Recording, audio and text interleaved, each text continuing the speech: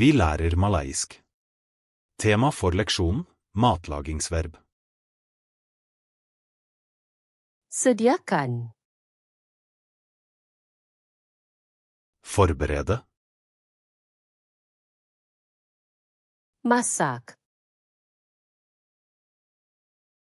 Lage mat. Potong. Kutte. Cincang.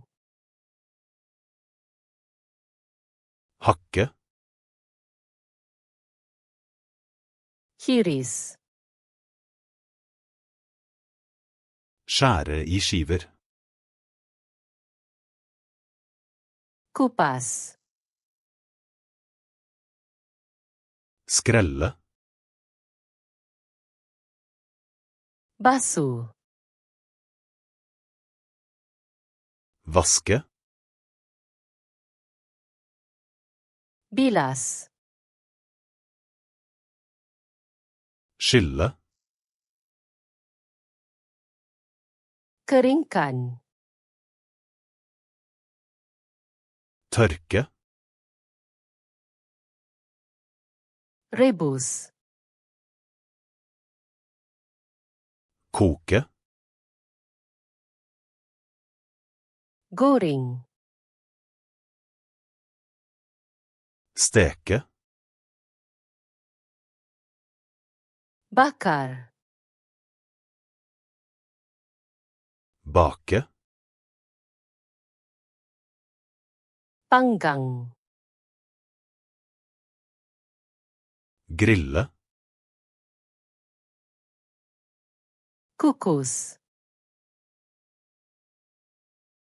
Dampe. Kacau. Røre. Campur. Blande. Tuang. Helle. Tambah. Legge til. Panaskan. Varme. Sejukkan.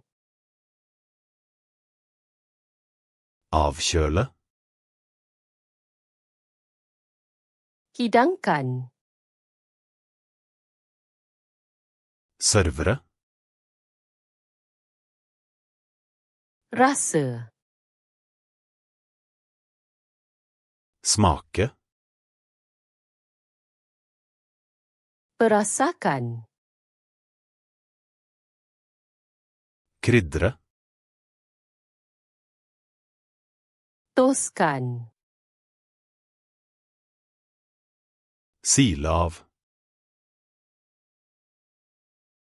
Tutup. Dekke til.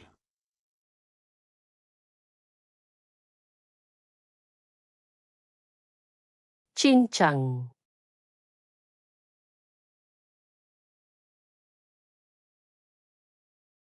Campur.